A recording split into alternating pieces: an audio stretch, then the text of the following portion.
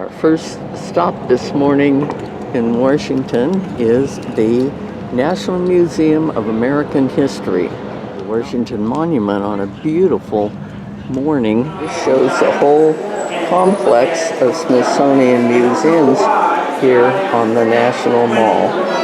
Used to display the Star-Spangled Banner here, and this is what's in its place because it's too fragile. And some of the people who've made preservation and exhibition of Star-Spangled Banner possible. Some of them I recognize.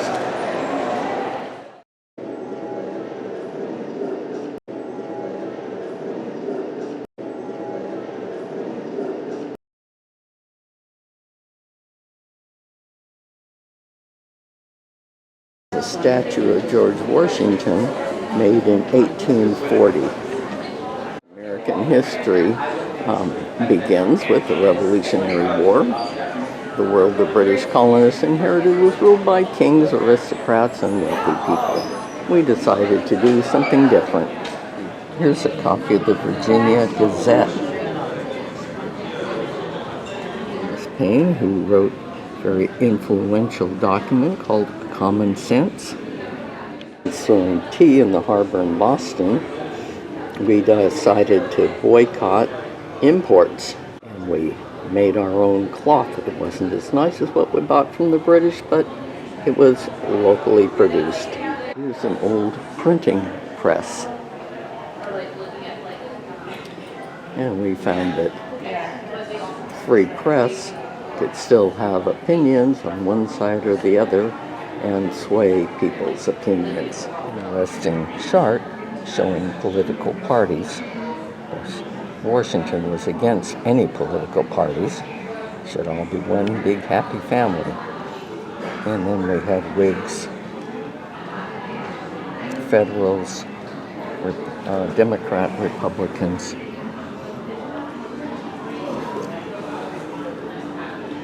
Okay, moving down here. The Whigs died out, had some other groups, and here's the Republicans.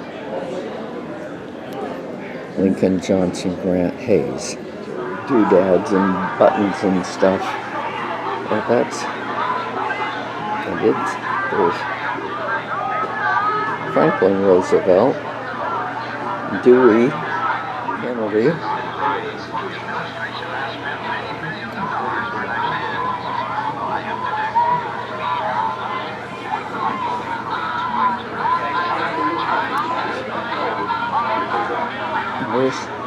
Bush and Cheney, Obama,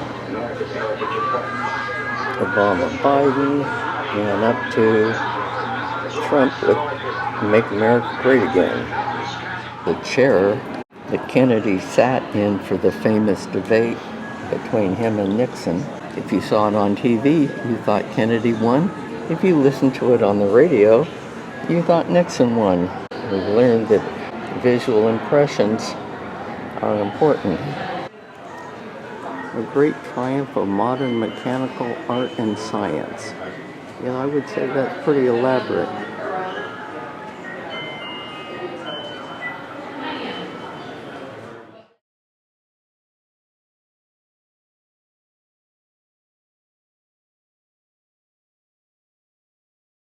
Norman Rockwell, from Roosevelt's speech. Freedom of speech, freedom of worship,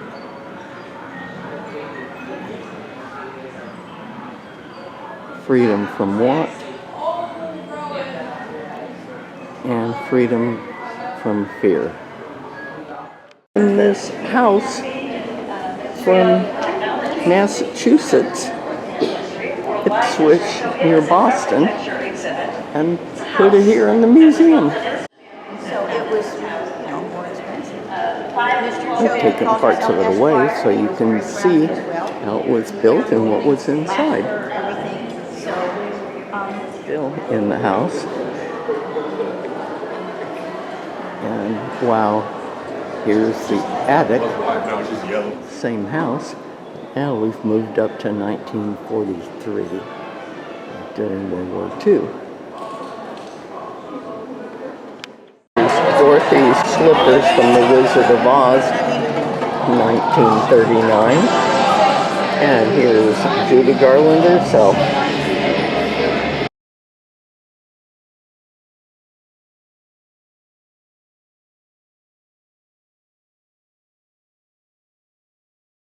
This is the First Lady's exhibits.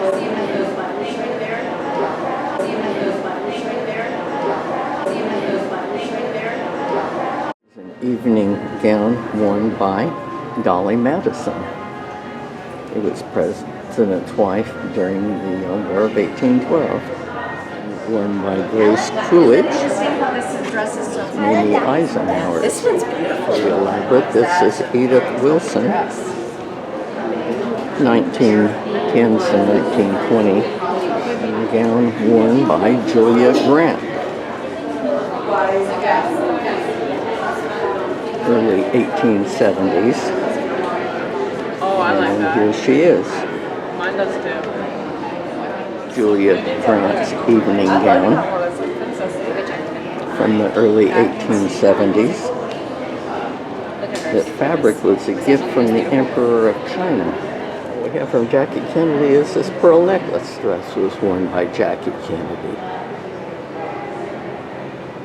Or to a state dinner in the White House by Mrs. Hoover, Lou Hoover, Nancy Reagan's business suits by President Harrison's wife, Carolyn Harrison. This was an evening gown.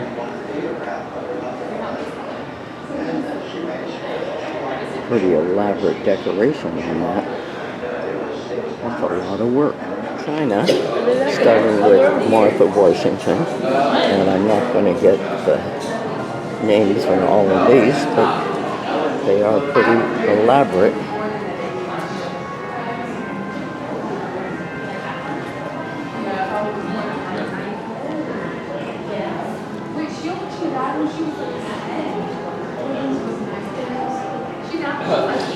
This is from Mary Todd Lincoln, who spent a lot of money rather frivolously. Those are really nice, but had other things to be spending money on. Mrs. Grant.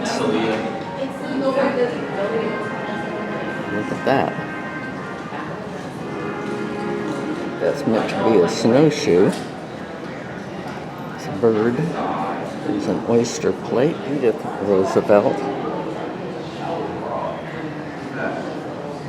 Mrs. Wilson's time. Eleanor Roosevelt's China. Eisenhower's. Oh, this is Lady Bird Johnson. See Reagan. Hillary Clinton. Laura Bush.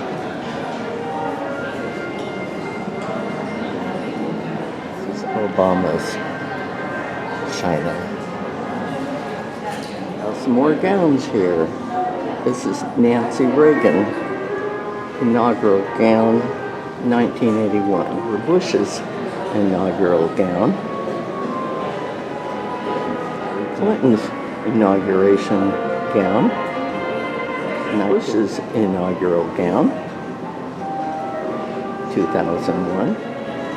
Michelle Obama's inauguration gown from 2009. Trump in 2017. Inaugural celebration dress from Jill Biden. Johnson's inaugural gown and coat, 1965, as worn by Mary Todd Lincoln. Coffee and tea service she purchased. Ooh, that probably raised some eyebrows. The gown, but the top is a little jacket, and there's what she would have worn underneath when she took the jacket off. Bear gown worn by Edith Wilson in 19